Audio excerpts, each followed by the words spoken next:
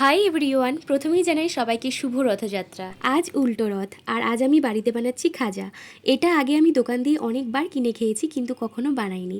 তবে আজকে বাড়িতে বানাবার চেষ্টা করব। আর এটা আমি সোজা রথের দিনই বানাবো ভেবেছিলাম, কিন্তু সোজা রথের দিন আমার শরীর এতটাই অসুস্থ হয়ে পড়েছিল যে আমি রথ দেখতে যেতেই পারিনি। তাই ভাবলাম সোজা রথে না হোক উল্টো রথেই বানাই। তো এর জন্য আমি প্রথমেই ময়দাটা মেখে নিয়েছি। ময়দার মধ্যে কিছুটা ঘি আর অল্প অল্প জল দিয়ে মেখে কিছুক্ষণ ঢাকা দিয়ে রেখে দিয়েছিলাম। এরপর 2 চামচ ঘির মধ্যে 2 চামচ চালের গুঁড়ো মিশিয়ে নিয়েছি। এরপর ময়দার রুটিগুলোর উপরে ঘি ব্রাশ করে একের পর এক রুটিগুলো দিয়ে একটা লেয়ার বানিয়ে নেব। আর আমি এখানে একসাথে 6টা রুটি নিয়েছি। এখানে চাইলে রুটিগুলো কম বেশিও করা যায়। এখন এই রুটিগুলোকে একসাথে ভালোভাবে ফোল্ড করে নিয়ে ছুরির সাহায্যে একটা একটা করে কেটে নিয়েছি। এখন সব খাজাগুলো তৈরি হয়ে গেলে একে একে বেলুন দিয়ে হালকা করে বেলে নিয়েছি। এরপর খাজাগুলোকে তেলের মধ্যে দিয়ে ভালোভাবে ভেজে তুলে নিতে হবে। এরপর সব শেষে ভেজে নেওয়া খাজাগুলোকে চিনি শিরার মধ্যে কিছুক্ষণ রেখে দিলেই তৈরি আমাদের খাজা। আর এই খাজাটা খেতে কিন্তু দারুণ হয়েছিল, একদম দোকানের মতো। তোমরা আমাকে অবশ্যই কমেন্ট করে জানিও ভিডিওটা কেমন লাগলো, আর দেখা হচ্ছে পরের কোনো ভিডিওতে। Thank you.